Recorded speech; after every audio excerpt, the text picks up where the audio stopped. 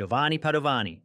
Giovanni Padovani looked like he belonged on a GQ cover, not just a team sheet. A central defender with a modelling side gig, he seemed to have the perfect Italian life. He was a grinder in the lower leagues, fighting for every centimetre with clubs like San Cataldi's in Serie D. He wasn't a superstar playing under the bright lights of the San Siro, but he was a respected pro, making a living in the trenches of Italian football. But while he played defence on the field, he was playing a sick game of offence in his personal life. His relationship with 56-year-old Alessandra Mateu wasn't just rocky.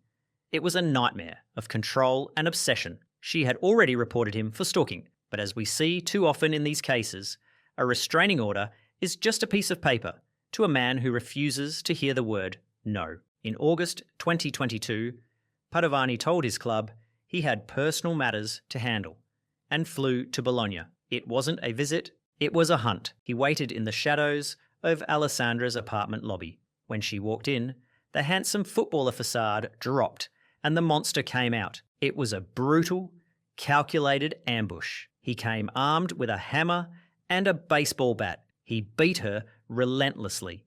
And when the weapons weren't enough, he grabbed a heavy wrought iron bench from the garden to finish the job. Neighbours heard the screams. Alessandra was actually on the phone with her sister when the attack started, but it was over before anyone could intervene. When the police arrived, Padovani hadn't even fled. He was still there, standing over the woman he claimed to love. The courts saw right through him. In 2024, the judge rejected any crime of passion defence and handed him a life sentence. It was ruled a cold act of ownership, not love. 1 minute, Padovani was stopping goals in Sicily. The next, he was locked away forever. He tried to control everything, and in the process, he lost the only freedom he had left. Nahuel Oviedo. On the pitch, Nahuel Oviedo was a bulldog.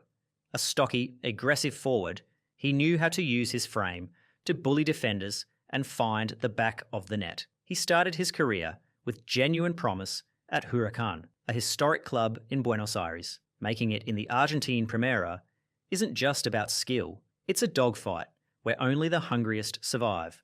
And Oviedo definitely had the hunger. He looked like a player who could carve out a solid living in the rough and tumble world of South American football.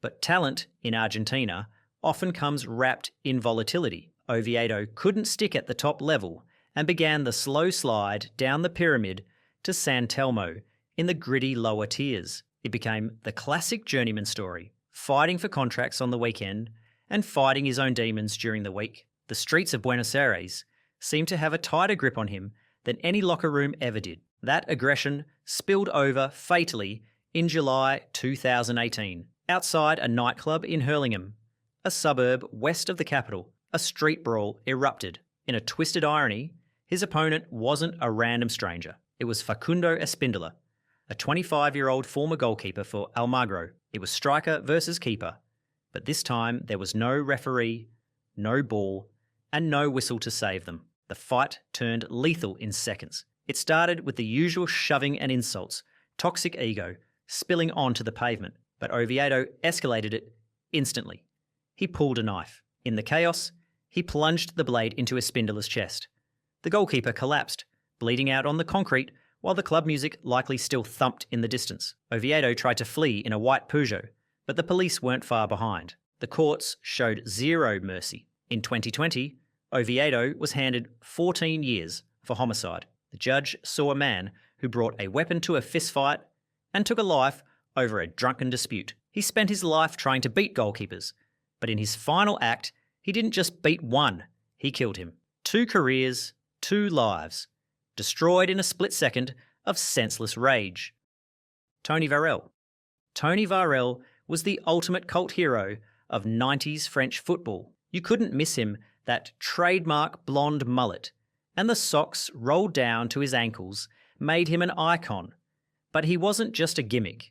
He was the working class king of the North. He was the driving force behind RC Lens's legendary 1998 League One title. A powerhouse striker who bullied defenders and earned 8 caps for France, sharing the locker room with gods like Zidane and Henry. For a few golden years, Vairelles was a rock star, beloved for his grit as much as his flair. But gravity catches everyone. As the 2000s wore on, the goals dried up, and Vairelles drifted into a journeyman existence, bouncing between clubs like Bastia and Guernsey. He was clinging to the game, trying to keep the fire alive in smaller stadiums, but the intense passion that made him a hero on the pitch translated into something volatile off it, specifically regarding his fierce loyalty to his clan, his family. By October 2011, the glory days were gone, replaced by the neon glare of a nightclub parking lot in Nancy. The incident at the Les Four Owls nightclub started as a standard dispute. Vairelles' younger brothers were kicked out by bouncers. Most people would go home and sleep it off. The Vairelles brothers went home and loaded up. They returned ready for war, rolling up with baseball bats and 3 different caliber guns. This wasn't a drunken scuffle. It was an armed assault. They opened fire on the security staff at the entrance, wounding 3 bouncers in a chaotic scene of totally disproportionate vengeance. The legal fallout was a slow burn, dragging on for over a decade, while Vairelles claimed innocence. But the courts eventually closed the net. In 2022, the former international star was sentenced to 5 years in prison, with 2 suspended for aggravated violence. He avoided a murder charge because the victim survived, but the intent was terrifyingly clear. The man who was once famous for firing shots past world-class goalkeepers ended his legacy by firing real bullets at working men. The mullet is gone, and the hero status is tarnished forever. Diego Buonanotte. Diego Buonanotte wasn't just small, he was microscopic for a modern athlete, standing barely 161 centimetres. But for River Plate, El Enano was a giant. He was the classic Argentine number 10 blueprint, shrunk down to pocket-size explosive, tricky, and impossible to catch. By 2008, he was literally on top of the world, standing on the podium in Beijing with an Olympic gold medal around his neck, celebrating alongside icons like Lionel Messi and Juan Román Riquelme. The big European clubs were circling, and the future wasn't just bright, it was blinding. But the road to stardom has dangerous curves, and for Buonanotte, the literal road ended his life as he knew it. It was December 26th, 2009. The holidays were in full swing, and Buonanotte was back home in Teodolina. He hopped into his father's Peugeot 307 with 3 of his childhood best friends, Gerardo, Alexis, and Emmanuel. They were just kids, really, heading out on a rainy morning, music playing, the world at their feet. Then came the storm. Driving along Route 65, the weather turned violent. The rain lashed down, turning the asphalt into a slip and slide. Buonanotte lost control. The car didn't just slide. It careened off the road and wrapped itself violently around a large tree. The impact was devastating. In a split second, the laughter stopped. When the metal stopped screeching, Buonanotte was the only one breathing. His 3 friends, the boys he grew up with, were killed instantly. Buonanotte was pulled from the wreckage alive but broken, suffering a fractured humerus and a bruised lung. But the physical pain was nothing compared to the legal and emotional storm that followed. Prosecutors came for him, charging the young star with triple manslaughter. The public debated, was it the rain or was it the driver? In the end, the court acquitted him, ruling it a tragic accident caused by treacherous conditions.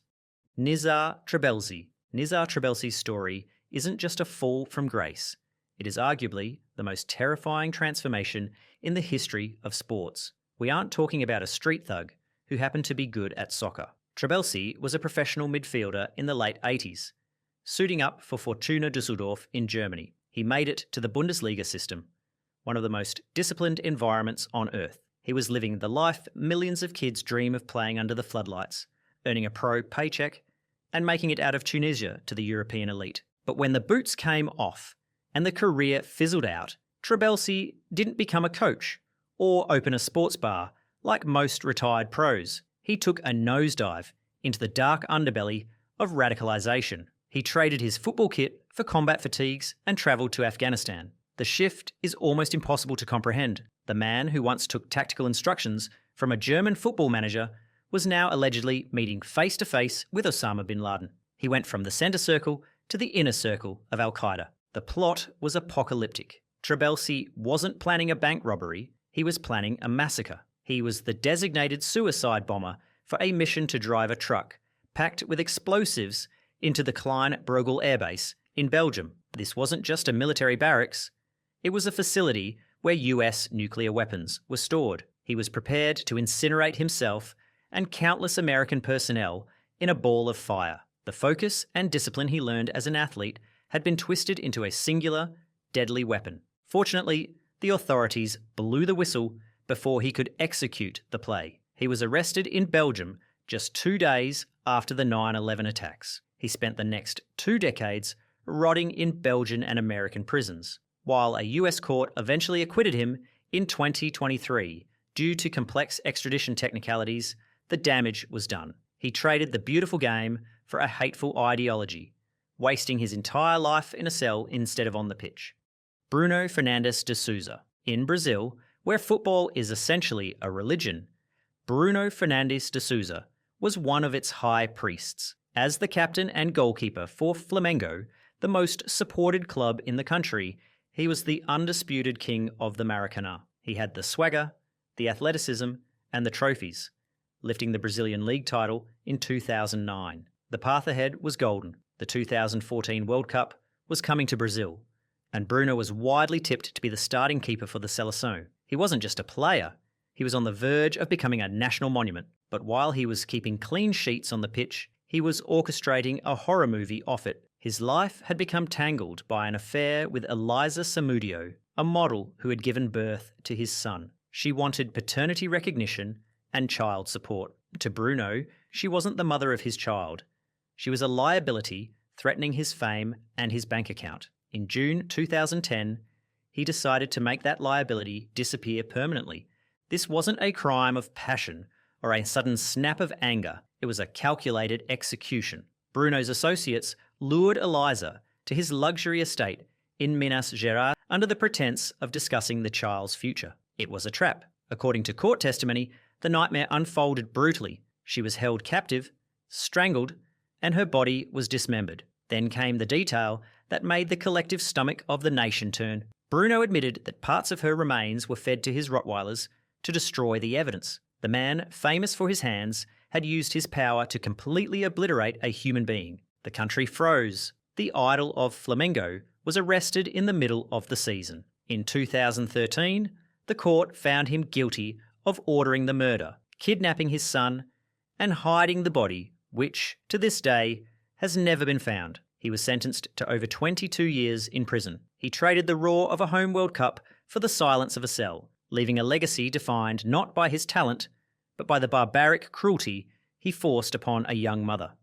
Luciano Cabral. Luciano Cabral was meant to be the next maestro. Born in Argentina, but representing Chile at the youth level, he was that classic number 10 archetype, all vision, flair, and the kind of silky touch that makes scouts sit up and take notice. He came through the Argentinos Juniors Academy, which is basically holy ground in football terms. It's the same nursery that produced Diego Maradona and Juan Román Riquelme. That pedigree carries serious weight. Cabral looked ready to carry it, earning caps for Chile's U20S and a prestigious move to Atlético Paranaense in Brazil. He had the technical gifts to play in Europe. His feet were magic. But while his feet were made for the pitch, his roots were tangled in the rougher reality of General Alvear Mendoza. He never really escaped the neighbourhood. On New Year's Day 2017, while the world was nursing hangovers and celebrating fresh starts, Cabral's career evaporated. He wasn't at a VIP party, he was back on the block, and old street tensions were boiling over. What happened next wasn't a fight, it was a massacre. Cabral, along with his father and cousins, cornered 27-year-old João Villegas. The elegance of the beautiful game was nowhere to be found. This was raw, medieval violence. Witnesses and forensic evidence painted a horror show. The group didn't just beat Villegas, they pulverized him using stones and heavy chunks of concrete found on the street. They beat a man to death in the dust while the New Year's sun was rising. The playmaker, who was used to creating goals, was now a participant in a brutal execution. The courts handed him 9.5 years for homicide. Usually, that is where the biography ends, a wasted talent rotting in a cell. But Cabral's story has a twisted third act. In 2022, He was released early for good behaviour. Incredibly, he didn't disappear. He returned to professional football in Chile, signing with Coquimbo Unido. He is one of the rare few to claw his way back to the pitch. He gets to run on the grass again and hear the crowd cheer, while Joan Villegas remains in the ground, a stark reminder that in football, talent often buys second chances that regular life doesn't offer. Marcos Alonso. In Spanish football, Marcos Alonso isn't just a name on a shirt, it's a dynasty. His grandfather, Marquitos, won 5 European Cups with Real Madrid. His father played for Atletico and Barcelona. Marcos was the third generation, the 188-centimetre heir apparent, with a left foot that could paint masterpieces. He went on to win the Premier League with Chelsea and wear the famous stripes of Barcelona, seemingly fulfilling the destiny set out by his bloodline. But in 2011, long before the major trophies, Alonso was just a 20-year-old kid at Bolton Wanderers, making terrible decisions back home in Madrid. On a wet morning in May, after a night out, he got behind the wheel of a BMW. He wasn't just driving, he was flying. On a street limited to 50 kilometres per hour, Alonso was clocking 112 kilometres per hour, more than double the legal limit, careening through the rain, with 3 passengers trusting him with their lives. Physics eventually took over. The car lost grip and smashed into a stone wall,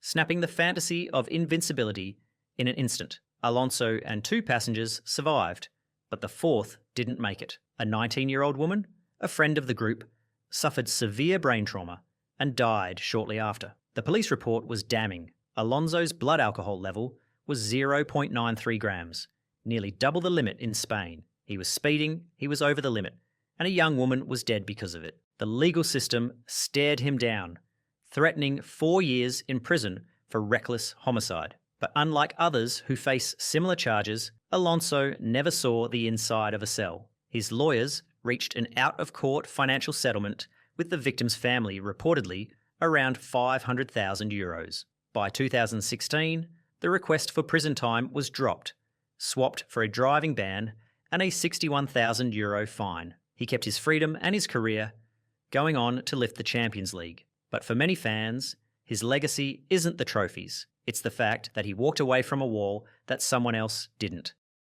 Luke McCormack. Luke McCormack was the definition of safe hands. At Plymouth Argyle, he wasn't just the goalkeeper, he was the captain, the anchor, and the guy the fans trusted to hold the line. In the Championship, he was building a genuine reputation as a reliable shot stopper, racking up over 150 appearances. Goalkeepers are wired to be the responsible ones, the last line of defence who see the danger developing before anyone else does. They are the protectors. But on June 7th, 2008, McCormack's judgment failed in the most catastrophic way imaginable. He had been at a former teammate's wedding in Bolton. The party went late, the drinks flowed, and sleep was non-existent. At dawn, instead of passing out on a hotel sofa or calling a cab, McCormack made the fatal decision to get behind the wheel of his black Range Rover. He was exhausted, and his blood alcohol level was twice the legal limit. As he hit the M6 motorway, he wasn't a professional athlete anymore.